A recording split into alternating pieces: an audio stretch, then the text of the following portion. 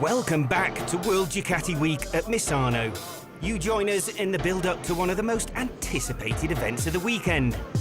The drag race sees some of the biggest names in Ducati racing, both past and present, line up against each other on identical Diavels. But before that, they all head out on a selection of race machinery that is loosely called the Parade of Champions. The results are obviously inevitable. Wheelies everywhere, all of the time. And of course, they have to be stood up for maximum effect.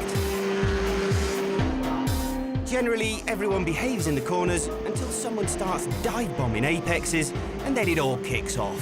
The passes getting wilder until someone from Ducati wisely calls a halt to what is starting to look suspiciously like a race. A few final wheelies and into the pit box with the race bikes, and out again immediately with a Diavel for the drag racing. It's all just a bit of fun, but don't tell King Carl Fogarty that. What did you expect for this kind of race? To win. Okay. It's a real drag.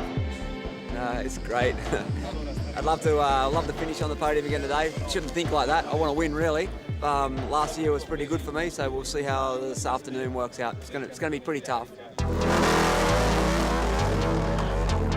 Foggy shows just how tough when he spins the tyre off the line. But last year's winner Troy Bayliss has form, and he's the pre-race favourite. Other contenders include names from Ducati's past, but there's also Dovizioso, Iannone and Hernandez from the MotoGP team. And Davies and Giuliano represent World Superbike riders. With 162 horsepower available from the carbon black version of the Diavel, the trick is to balance wheel spin against wheelie, which is a lot easier said than done. Pier Francesco Chili lines up for a practice run with 17 World Superbike victories to his name. Pretty impressive, but nothing compared to the 8 world titles shared by Checker, Bayliss and Fogarty.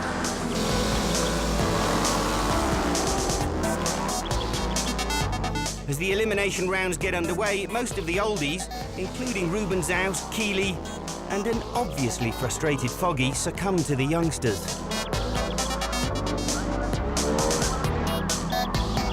Bayliss manages to hang in there, but it's an ex-World Superbike rider from France who happens to have an unusual South Africa connection who is on top form.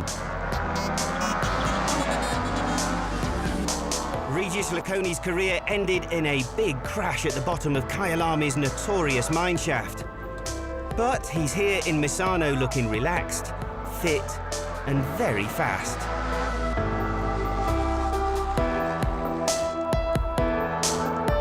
Fast enough, in fact, to take top honours, with double Italian Superbike champ Matteo Baiocco in second and Dovizioso in third.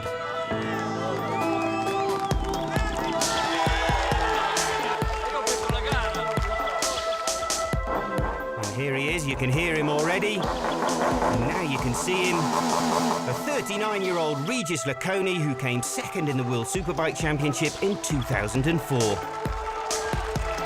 Perhaps this will go some way to making up for losing the world title to James Toseland at the last race of the season in France. Or perhaps not. The drag race is just another element at World Ducati Week that can be a little overwhelming at times, as this pair of experienced racers are about to explain.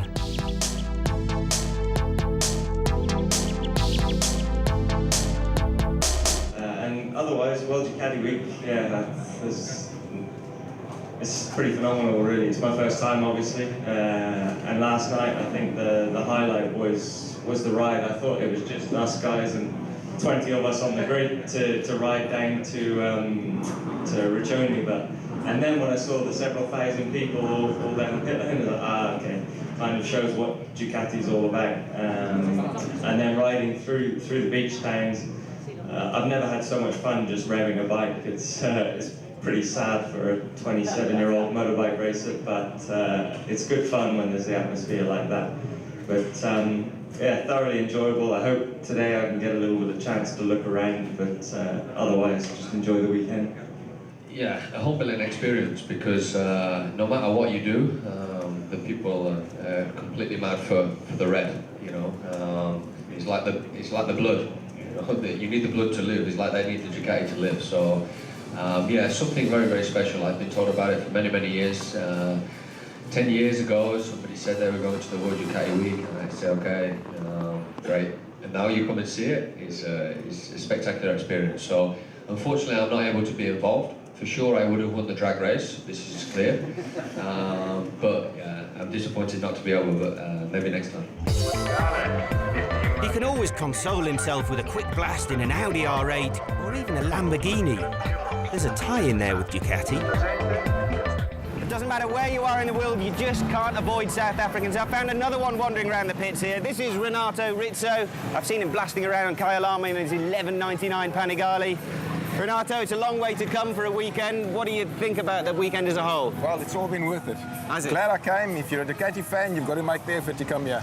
And what particularly has stood out? I mean, there's so much going on, isn't there? Well, we had the opportunity to go around the track in one of these. Yes, I thought you were going to tell me about that. I saw you blasting around. Did you scream? No. And was he going for it in the Lamborghini or what? Yes, he was. He was, drifting it? Drifting it, yes. Taking most of the track. Excellent. Yeah. So you'd give it a full thumbs up, would you? All of it. Good stuff. Well, there you go. If you're into Ducatis, straight from the horse's mouth, you've got to make the effort.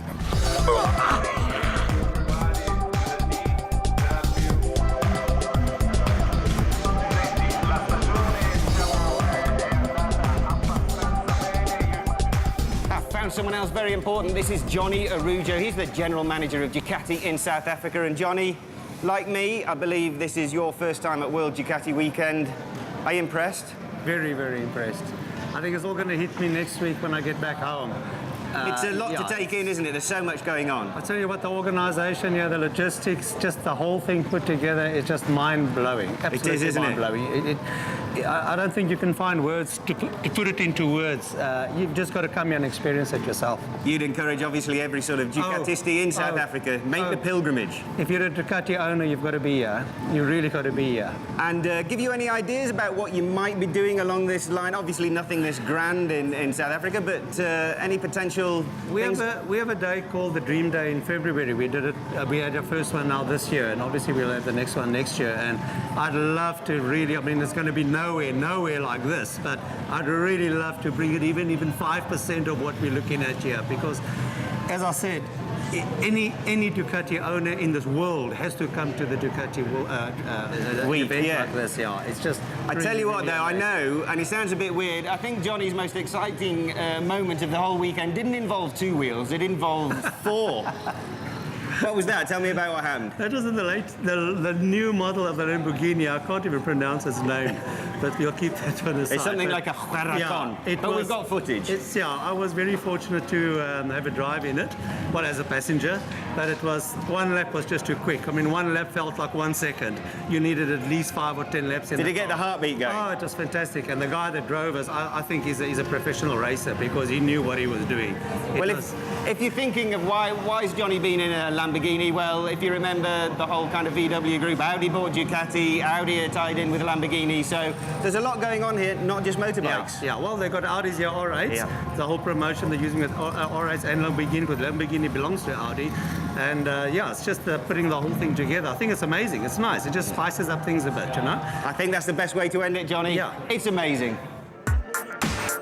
But it gets even more amazing if, like Clinton Pienaar from Superbike Magazine South Africa, you blag yourself a lap or 2 of the Misano circuit on Ducati's new 899. And you sneak an onboard camera when you're not allowed one and forget to turn it on. Still, he enjoyed it.